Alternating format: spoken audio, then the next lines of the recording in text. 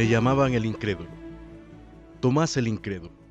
No quise creer que Jesús, mi maestro, había resucitado. Él quiso eliminar mis dudas, y nuestro Señor se apareció a los discípulos que estábamos reunidos el domingo siguiente.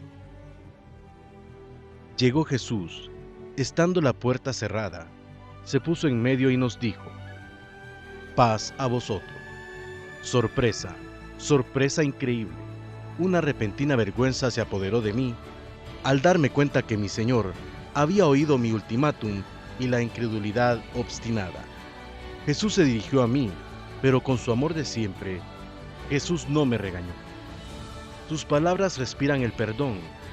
Él quiere que yo no flaquee nunca más. Yo quería las evidencias, las pruebas. Él me hizo abrir los ojos y viéndome me dijo que mirara sus manos. Acercara mi mano y la metiera en su costado y dejara de ser incrédulo, sino creyente. Entonces respondí en una confesión gozosa y humilde. Declaré: Señor mío y Dios mío. Así quedé completamente fuera de la preocupación y no veo más que a mi Señor. Mi alma descansa en la persona delante de mí, Jesucristo resucitado. Hoy, en Personajes de la Resurrección, Santo Tomás y demás apóstoles. Queridos amigos y amigas, estamos en estos días de fiesta pascual compartiendo con estos programas especiales el gozo inmesurable de la Pascua. Y queremos darle contenido a estos días pascuales. No se trata de una alegría vana o una alegría superficial. Se trata de la alegría que brota de los testigos de la resurrección. Y hoy queremos compartir con ustedes la fulgurante personalidad de Tomás, conocido como el discípulo o el apóstol incrédulo. Pero junto a Tomás, al grupo de los otros 10 apóstoles que estaban ahí reunidos con él la mañana de resurrección, de aquel primer domingo de Pascua. Queridos amigos, Tomás, cuyo nombre evoca precisamente hasta nuestros días, se dice, ¿verdad? No seas como Tomás. Ha llegado a nuestra cultura con el sentido profundo de que habiendo estado con Jesús, no creyó en su resurrección. Se dice a través del Evangelio de Juan que el grupo de los 10 le contaban a Tomás que habían visto al Señor.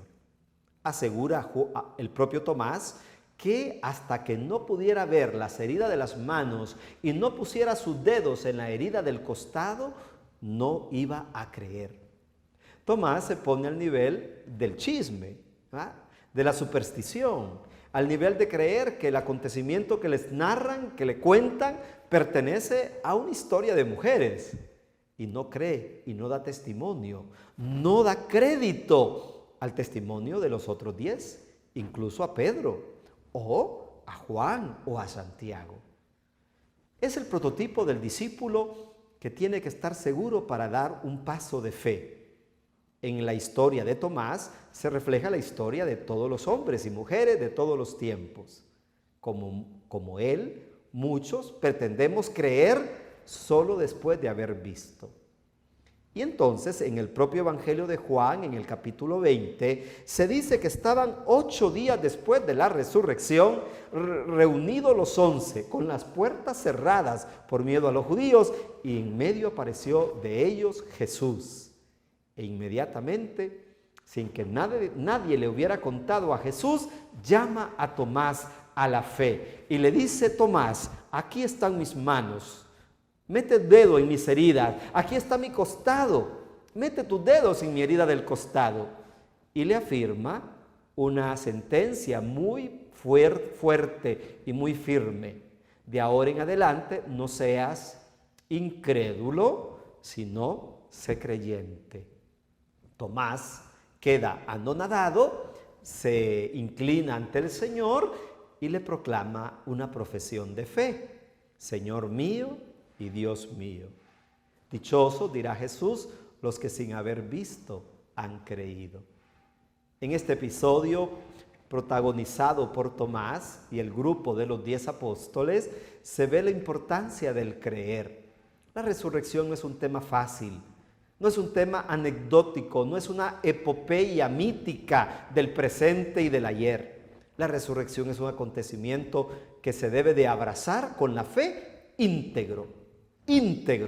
Yo no puedo hacer de la resurrección un fragmento de ideas que sí creo o de ideas que no creo.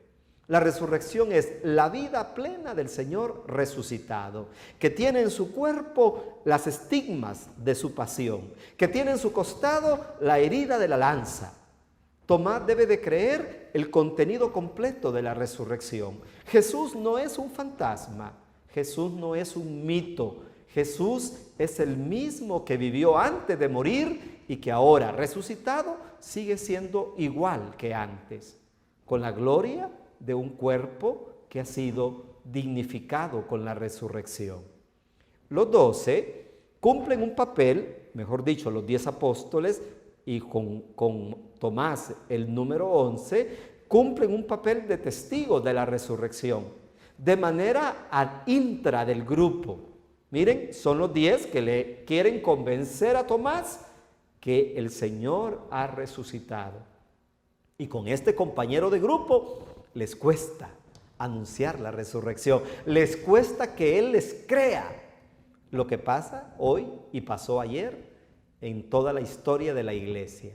Muchos no creen en la resurrección o la aceptan de manera parcial o de manera supersticiosa. Debemos de aprender a creer con la fuerza que tiene la propia proclamación de la noticia de la resurrección. Y tenemos hoy, después de 21 siglos, muchas razones para seguir creyendo. En aquel acontecimiento primitivo, en el origen del acontecimiento, hasta podemos comprender a Tomás. Nadie había vuelto de la muerte, nadie había retornado del país de los muertos. Solo Jesucristo es el primero, el primogénito. Por eso le digo, podemos hasta comprender la actitud de Tomás, porque antes de Cristo nadie había resucitado. Había vuelto a la vida para no volver a morir. Esto implicará, amigos y amigas, que los 11 apóstoles deben de ser testigos de un acontecimiento inédito en la historia. Jesucristo no es que volvió y va a volver a morir. La resurrección implica que habiendo vuelto a la vida, no muere jamás. Lázaro le llamamos que resucitó, pero Lázaro volvió a morir. En el acontecimiento de Lázaro se afirma más bien una reanimación. Habiendo conocido la muerte, el Señor lo reanima para que siga su ciclo de vida hasta la muerte. En el caso de Jesús, los 11 apóstoles deben ser testigos de un acontecimiento de resurrección que implica que Jesús, una vez resucitado, no muere más, no muere más. En el acontecimiento y en el testimonio de Tomás y de los 10 apóstoles que le acompañan, vemos que el resucitado permanece con las estigmas de su pasión. Y es lo que la iglesia también siempre nos ha enseñado. Junto a la derecha del Padre está el Hijo glorificado, pero eternamente señalado por los signos de su pasión y su muerte. Tomás es el discípulo que vuelve a creer porque ha visto, porque el Señor mismo le ha llevado al conocimiento de su nueva vida, mostrándole los signos de la pasión. Pero el Señor alaba a aquellos que sin haber visto han creído, afirmando claramente que la proclamación de la resurrección no es un tema para comprobarlo, es un tema para creerlo. Todos podemos llamarnos Tomás, todas se podrían llamar Tomasas o Tomasitas. Dentro del mundo de la fe hay algunos que siguen diciendo, afirmando que sin ver no pueden creer. La resurrección, por lo tanto, a la luz del testimonio de este apóstol, nos asegura que es un acontecimiento de fe, al cual se llega por el creer, al cual se llega por la fe del anuncio recibido. Es bello el testimonio de los 11 que están ahí anunciando la resurrección. Y es que los 11 no se pueden quedar encerrados ante el acontecimiento que han experimentado. Los 11 apóstoles no pueden excluirse de la realidad humana a la cual está orientada el acontecimiento de la Pascua. Se asegura en el relato que el Señor los va a enviar para que sean testigos de la resurrección.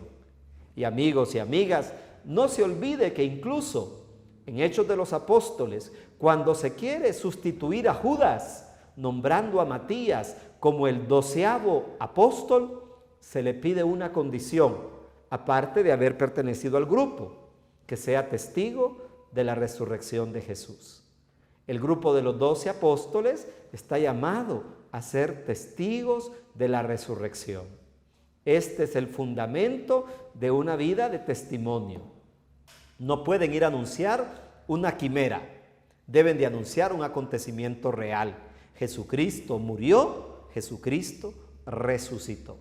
Y eso es lo que convierte al apóstol en auténtico apóstol, haber tenido la experiencia de la muerte de su maestro, pero también la experiencia de su santísima resurrección.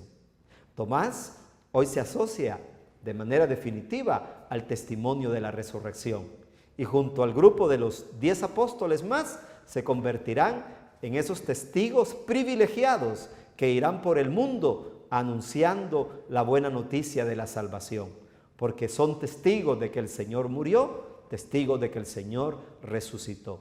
Y hasta que vuelva, el Señor nos llama a todos a seguir asociándonos al grupo de los 12 para seguir siendo también nosotros, hoy y mañana, testigos de esta vida que floreció de la muerte. Jesucristo está vivo y todos podemos ser testigos. Felices Pascuas y que el Señor nos siga bendiciendo con su presencia.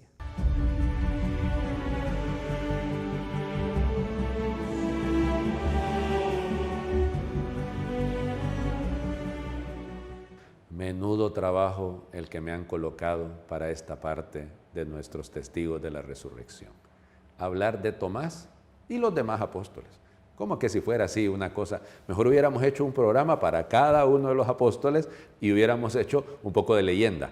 Pero tengan presente que el problema es que detrás de toda la historia de lo que pasó después de la resurrección con los apóstoles hay mucho de legendario, muchísimo de legendario. De hecho, lo que yo les voy a narrar está a partir de lo que está en muchos de los evangelios apócrifos, es decir, que no son los evangelios propiamente, en los libros de la Biblia, del único que se relata el martirio es de Santiago el Mayor, de ahí de ninguno, porque no se nos habla del martirio de Pedro, no se nos habla del martirio ni de Pablo, ni de ninguno. O sea que en la Biblia propiamente la muerte de los apóstoles no aparece. Incluso yo me acuerdo que en una ocasión hubo una señora de una iglesia de hermanos separados que me salió reclamando a mí que ¿de dónde habíamos sacado nosotros que Pedro había muerto crucificado si eso no estaba en la Biblia? Me dice, ¿verdad que eso no está en la Biblia? No, no está. Ajá, me dice, ustedes inventan. Y le dije yo, bueno, pero tampoco dice en la Biblia que murió, de repente ahí anda dando vueltas todavía. O sea que es cuando queremos hacer decir a la Biblia todo, cuando no es correcto. O sea, hay cosas que efectivamente son propiamente de la historia. Ahora, insisto, de este tema casi todo es pura leyenda. Comencemos con Santo Tomás, porque es el elemento, digámoslo así, fundante de la reacción de los apóstoles post resurrección. Si leemos en el capítulo 20 del Evangelio de Juan, notaremos el conflicto, ¿no? La crisis que genera el hecho de la resurrección para este pobre apóstol, el cual entra pues como el incrédulo. Miren el incrédulo, ¿a dónde va a terminar? Santo Tomás se supone que después de la ascensión del Señor y después de Pentecostés, se dirigió a lo que hoy en día sería Irak, o sea, la antigua Persia, y llegó hasta la India. Allá fue martirizado y fueron encontrados sus restos, al menos la tradición sostiene que fueron encontrados sus restos, y fue muerto a lanzadas, o sea, con una lanza. Por eso, cada vez que encuentren una imagen de Santo Tomás, va a aparecer con una lanza, porque él murió lanzado. Y incluso se tiene la fecha de su martirio. Fue un 3 de julio del año 72, en la India. Sus restos luego van a ser trasladados y se van a encontrar estos restos hay un doble problema, porque en San Pablo, fuera y Lemura, o sea, fuera de los muros en Roma, ahí hay restos de Santo Tomás, según la tradición. Y hay otros que dicen que está en Amalfi, ahí en Italia. Entonces hay una iglesia y una basílica de Santo Tomás por allá. Pero lo interesante es lo que sigue. Cuando los españoles y los portugueses llegaron a la India, imagínense ustedes, ya en el siglo XVI, inicios del siglo XVII, cuando llegan a la India, se encuentran con cristianos de Santo Tomás. O sea, aquella comunidad cristiana que había fundado Santo Tomás, llegando hasta la India, al norte de la India, allá en la zona Malabar, ahí encontraron cristianos. O sea que la evangelización de Santo Tomás, el incrédulo, terminó teniendo tanta fuerza que ahí están todavía. Todavía sigue habiendo cristianos en la India que se les llama cristianos de Santo Tomás, que fueron evangelizados no por los occidentales, católicos, españoles y portugueses que llegaron a la India en el siglo XVII, sino que ya habían recibido el evangelio de manos de Santo Tomás. Para que vean ustedes dónde llegó la fe de aquel que llamamos incrédulo, que es el modelo de los que dicen hasta no ver, no creer. ¿No? Porque en el fondo yo siempre he sostenido que la figura de Tomás más bien es de ser alabada.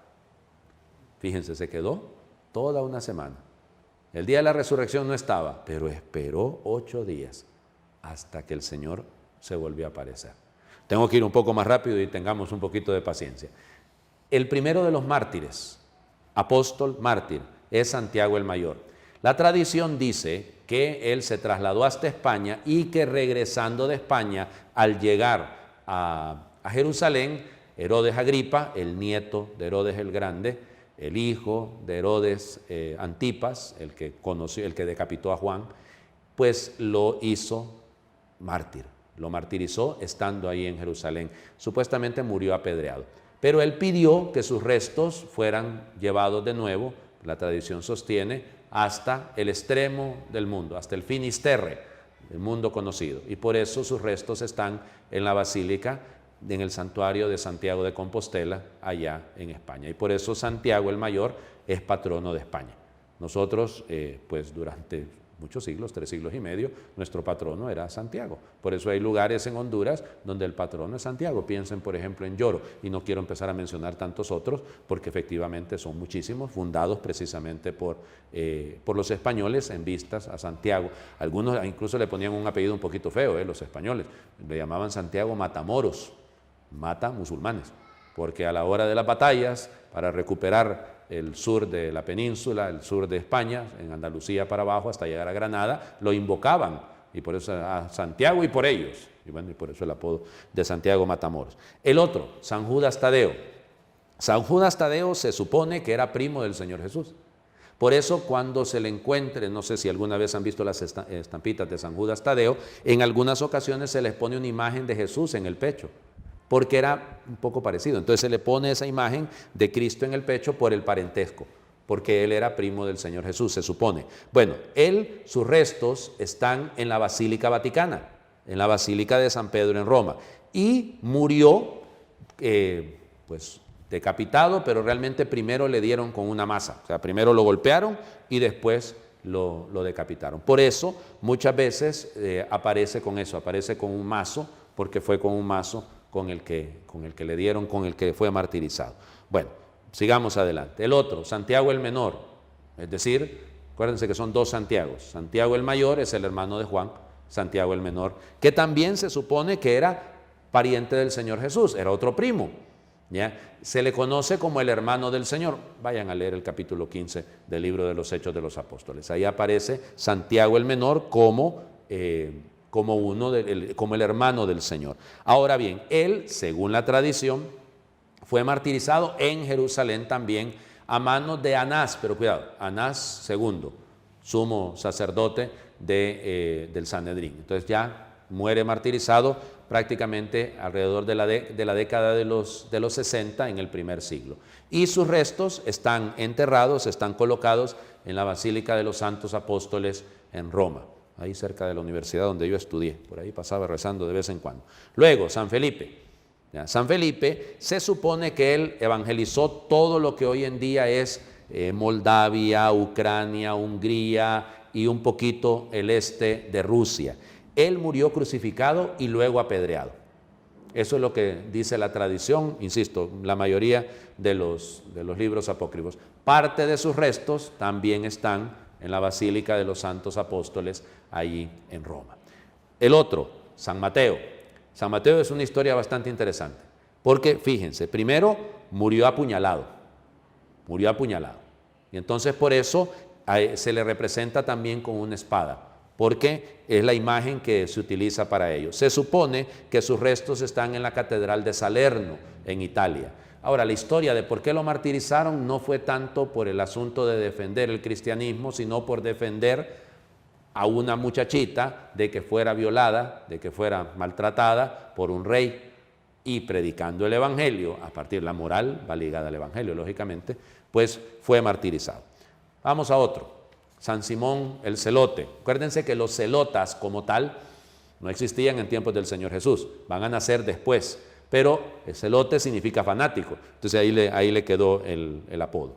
Él murió mártir en la antigua Persia, insisto, en lo que hoy en día sería más o menos Irán, y se dice que murió serruchado. Y entonces por eso siempre se le representa con una especie de serrucho. Y es el patrono de los madereros. O sea que en Honduras no ocupamos que tenga tantos bajo su patronazgo, porque ocupamos que los bosques estén cuidados. Luego, el otro, San Bartolomé. Acuérdense quién era San Bartolomé. Aquel del quien nos decía, justamente el Felipe fue el que lo fue a traer. Bartolomé tiene nombre también judío, Natanael. Él va a morir desollado, decapitado, y va a llegar hasta la India y hasta Armenia. Desollado significa que lo pelaron, o sea, lo quemaron, lo pusieron en agua hirviendo y ahí lo decapitaron. Luego, San Andrés, el primer apóstol, el hermano de Pedro. Ahí hay una historia larguísima, que me queda menos de un minuto y tengo que llegar rapidísimo. El asunto es que supuestamente murió mártir cerca de Constantinopla, por eso es el patrono de los ortodoxos, porque la iglesia de San Andrés, la Basílica de San Andrés, está en lo que hoy en día es Istambul. Fíjense el detalle, murió crucificado, solo que en forma de X, no en cruz, sino en forma de X. Y él se supone que su martirio duró 3 días, y durante esos 3 días, desde la cruz, no dejó de predicar. El último, rapidito, San Matías. Acuérdense, el que sustituyó a Judas. San Matías, sus restos están enterrados en la abadía de San Matías, en Alemania, y murió también crucificado. Se supone que él debe haber evangelizado también parte del Asia Menor, y sus restos están en Alemania porque durante la época de las cruzadas trasladaron esos restos hacia allá. Yo sé que los cansé un poco y fue un poquito rápido, pero si se fijan, fuera de Juan, todos dieron la vida por el Señor. No hay mejor testimonio de la resurrección. Yo no daría la vida por una mentira. Van pasando los años, ya era un cuento que nos inventamos por allá, porque todos se separaron. Ni siquiera era que era histeria colectiva. Si se hubieran mantenido juntos y hubieran seguido contando el cuento, bueno, todavía. Pero si se separaron a lugares tan distantes, desde España hasta la India, ¿cómo es posible que hayan sostenido una mentira? Esos son los testigos de la resurrección.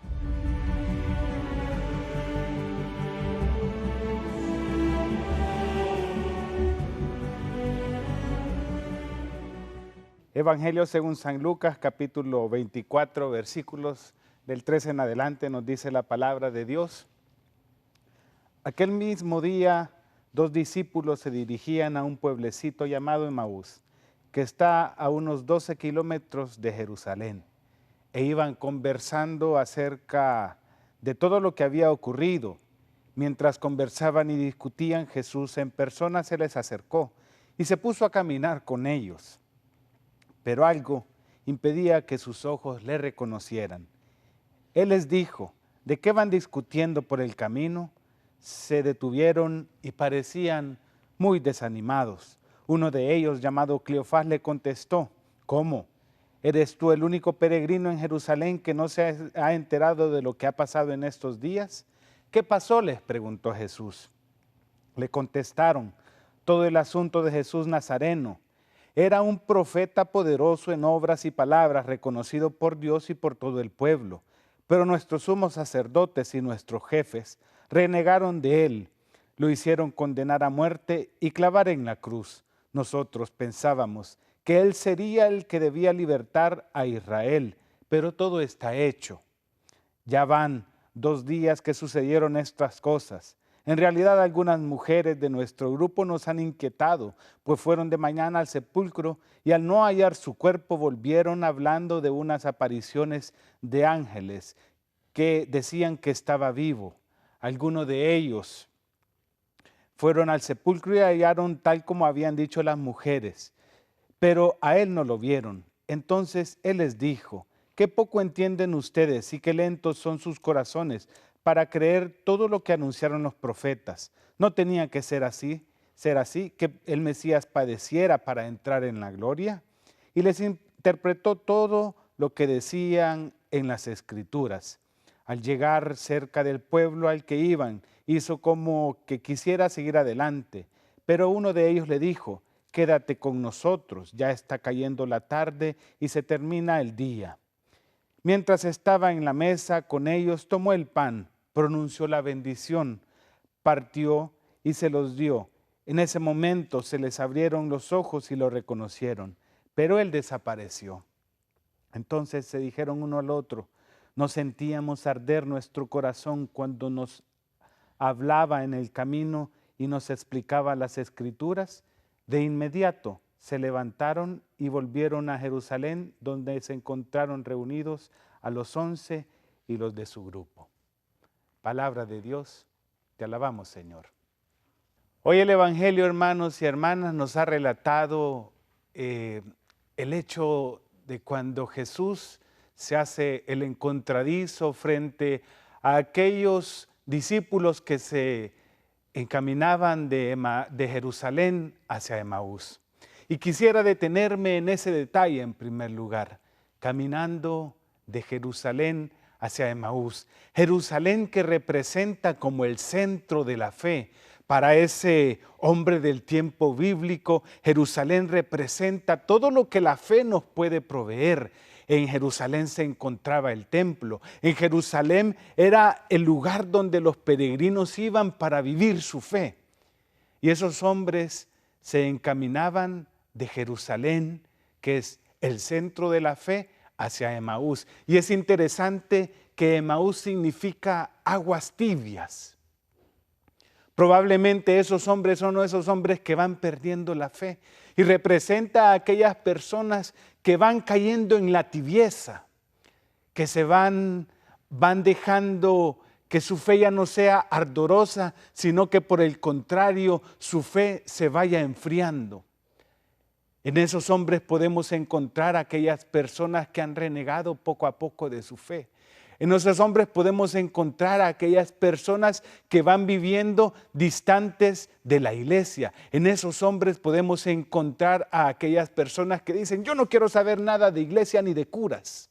En esos hombres podemos encontrar a aquellas personas que viven completamente distanciadas de Dios. Pero estos hombres no solamente van perdiendo su fe, estos hombres también son personas que, como nos dice la misma palabra, se encontraban desanimados. Versículo 17, dice el versículo 17, se detuvieron y parecían muy desanimados.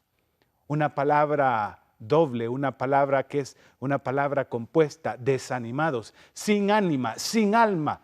Esos hombres representan, y ahí vemos representados a aquellas personas que han perdido el alma en sus vidas, que ya no tienen un sentido por la vida, que caminan de forma triste por la vida, que caminan desalentadas, que caminan ya con cara de sepulcro.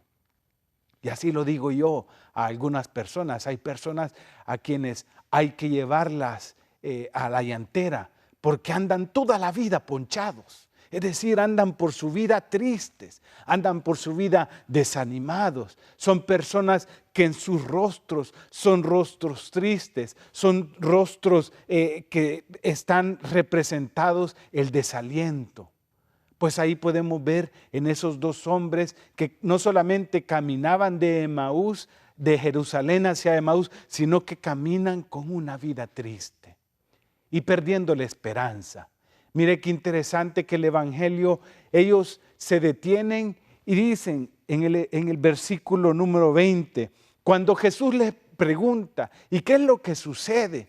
Y ellos les dicen, Él era un profeta poderoso. Nosotros pensábamos que él debía libertar a Israel, es decir, refiriéndose a un pasado nostálgico. En esos hombres de Emaús que nos relata el Evangelio, podemos encontrar a aquella persona que va enfriándose en su fe o a aquella persona que ha perdido su fe, que camina de Jerusalén hacia Emaús. Esa persona que ya no tiene alma en su vida, esa persona que se encuentra desanimado, desalentado por las circunstancias de la vida, esa persona que poco a poco ha ido perdiendo la esperanza, esa persona que decía, no, yo pensaba que esto iba a suceder de tal manera, esa persona que se refiere a su pasado de forma nostálgica, como se refieren los mismos profetas de Emaús, esa persona que cuando mira al pasado lo mira con tristeza, porque no ha sido lo que él esperaba. Pues bien, a ellos se les presenta Jesús como acompañante de su vida, y este tiempo de resurrección, este tiempo de Pascua en el cual nosotros celebramos la resurrección de Jesús, es un tiempo en el que Jesús se hace el compañero de nuestra vida. Jesús el que se hace caminante con nosotros, igual como camina con aquellos que van de Jerusalén hacia Emaús, también camina con usted, también camina conmigo. Que también en algunos momentos podemos perder nuestra fe, que también en algunos momentos nos podemos sentir desalentados, que también en algunos momentos podemos perder la esperanza por las situaciones que nos rodean en la vida. Y ahí Jesús camina con nosotros. Siempre pienso en aquella persona que le reclamaba en cierta ocasión a Jesús, un cuadro en el cual se ven unos pares de huellas.